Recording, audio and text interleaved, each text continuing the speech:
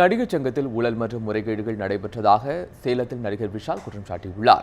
நடிகர் சங்க தேர்தல் தொடர்பாக நாடக நடிகர்களை சந்திப்பதற்காக நடிகர் விஷால் தலைமையிலான அணியினர் நேற்று சேலத்தில் நாடக நடிகர்களை சந்தித்து பேசினர். அப்போது பேசிய விஷால், இதுவரை நடிகர் சங்கத்திற்கென சொந்த கட்டிடம் கட்டுவது தொடர்பாக தாங்கள் கேட்ட எந்தவொரு விளக்கத்திற்கும் நடிகர் சங்க நிர்வாக பொறுப்பிலிருந்து பதில் வரவில்லை என்றும் தெரிவித்தார்.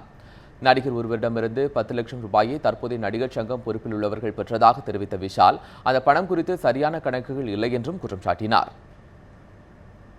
இப்போ எங்களோட நோக்கம் ஒவ்வொரு ஊருக்கா போய் ஒவ்வொரு சங்கத்துக்கு என்ன பண்ணணும் அப்படின்றது அப்படி இல்லை. இந்த தேர்தல் வரும்போது உங்கள் மனசாட்சிக்கு ஏற்படுத்துகிற மாதிரி, உங்கள் மனசாட்சிக்கு ஏற்ற மாதிரி நீங்கள் எது சரின்னு தோணுதோ அவங்களுக்கு ஓட்டு போடுங்க. அதுதான் உண்மை. அதுக்கப்புறம் மாற்றங்கள் கண்டிப்பாக ஏற்படும். எங்கள் அணி சார்ந்த ஒரு விஷயம் என்னென்னா, கண்டிப்பாக மாற்றங்களுக்காக தான் உட்காந்துருக்கோம். அதே சேரில் உட்கார்றதுக்காக